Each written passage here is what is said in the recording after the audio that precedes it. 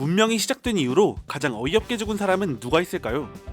이번 영상에서는 지난번에 이어 역사 속 어이없는 죽음에 대한 일화들을 모아봤습니다.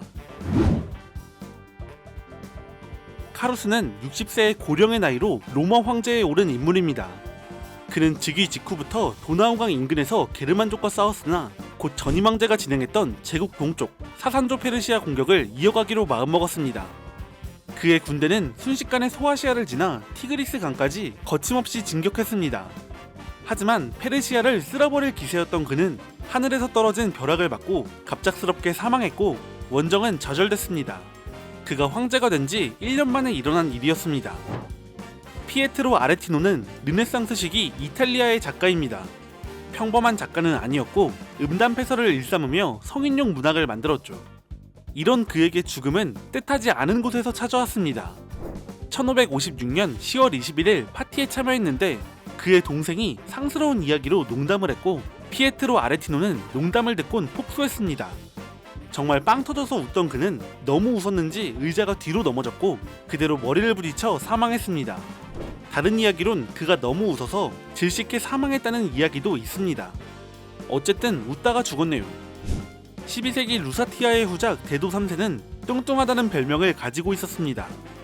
3차 십자군이 출정할 때 그는 전쟁에 참여하기 위해 몸매를 가꾸길 원했는데요. 그는 의사에게 부탁해 지방을 제거하는 수술을 시도했습니다. 하지만 중세 의학기술로는 무리였던 것일까요? 수술은 실패했고 그는 1190년 8월 16일 사망했습니다. 피에르 바르텔레미는 프랑스 출신으로 1차 십자군 원정에 참가했습니다.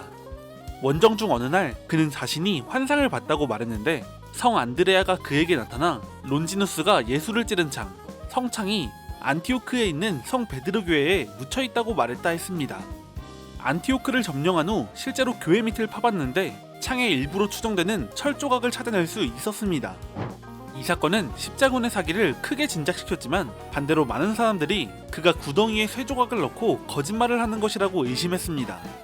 이후 그는 성 안드레아의 환상을 봤다며 십자군에 사사건건 간섭했고 그에 대한 의심은 더욱 커져 결국 피에르와 십자군 사이에 불화가 생겼습니다.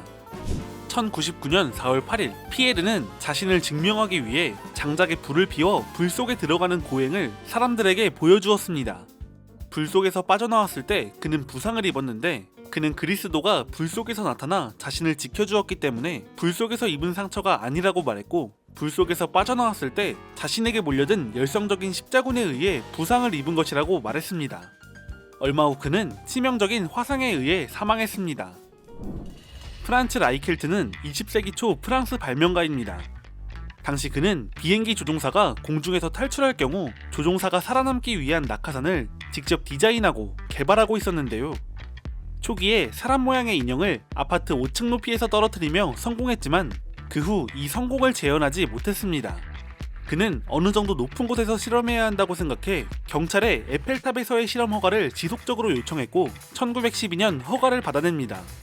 프란츠는 에펠탑에서 인형으로 실험하기보다는 직접 뛰어내려야 한다고 생각했고 낙하산이 펼쳐지지 않으며 57m 높이에서 추락해 사망했습니다.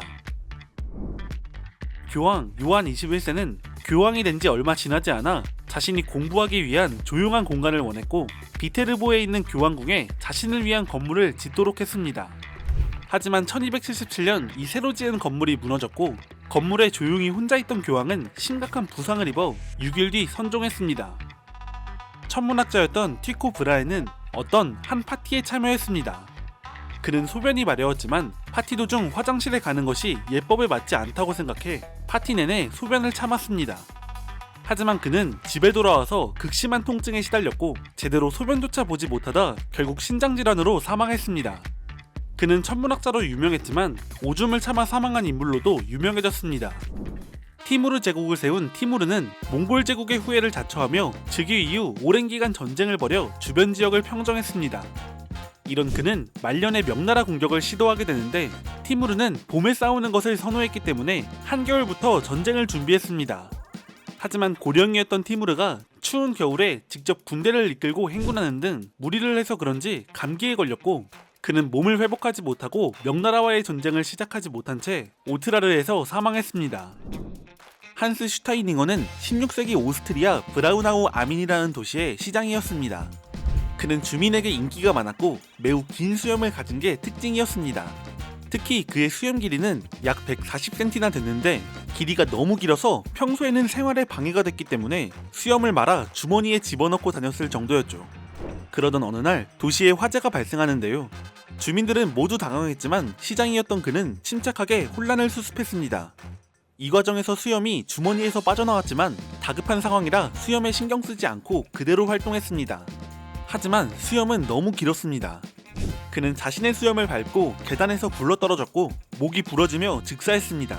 그가 죽고 그의 수염은 따로 잘라 가족들이 보관했으며 지금은 박물관에 전시되어 있습니다. 조선의 왕 효종은 말년에 몸이 좋지 않아 어이를 불러 침을 맞았습니다. 그런데 어이가 침을 놓다가 그만 실수를 하는데요. 처음엔 침을 잘 놔 종기에 효과가 있는 듯 했지만 도중에 혈자리를 잘못 건드렸고 이 실수 때문에 피가 계속 솟구쳐 결국 효종은 과다출혈로 인해 대조전에서 승하했습니다.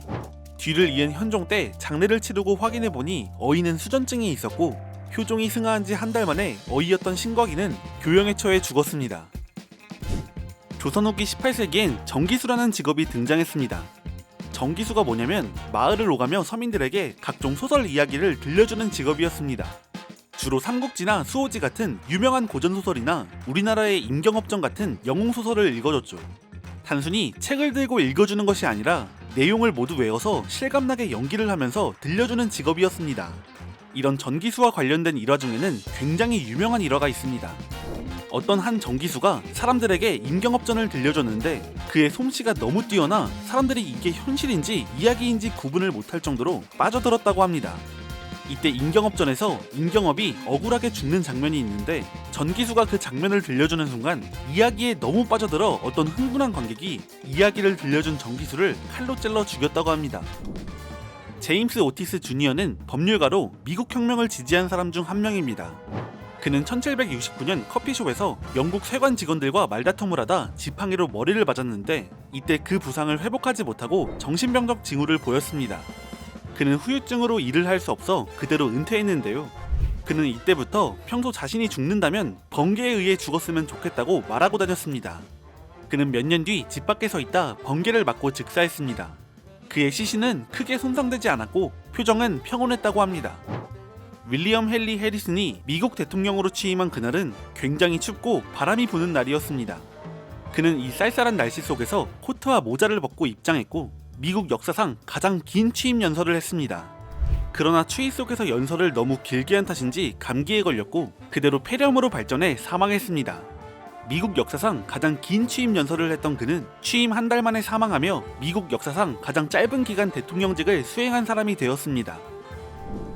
셀주크 제국의 술탄 알프 아르슬란은 군사적 기량이 뛰어난 자로 제국 서쪽을 정복하고 이제는 동쪽 투르키스탄 지역으로 향했습니다. 아무다리아 강까지 도달한 그는 강을 건너 계속 진격하려고 했지만 강을 건너기 위해서는 특정 요새들을 제압할 필요가 있었습니다. 그 요새들 중 하나는 호라즘 지역 총독 유스프 알 카레즈미가 지키는 곳이었습니다. 그는 며칠 동안 끈질기게 방어했지만 결국 항복할 수밖에 없었고 술탄 앞에 무릎을 꿇었습니다. 그런데 이때 항복한 유스프가 품속에서 단검을 꺼내들어 술탄에게 달려들었습니다. 병사들은 술탄을 지키기 위해 술탄의 앞에 나섰는데 술탄은 평소 자신의 활솜씨에 자신이 있었기 때문에 병사들을 물러나게 했고 직접 유스프를 향해 활을 쐈습니다. 그런데 순간 발이 미끄러지며 화살이 빗나갔고 유스프는 그대로 달려들어 술탄의 가슴에 단검을 꽂았습니다. 알프 아르슬란은 4일 뒤 사망했습니다.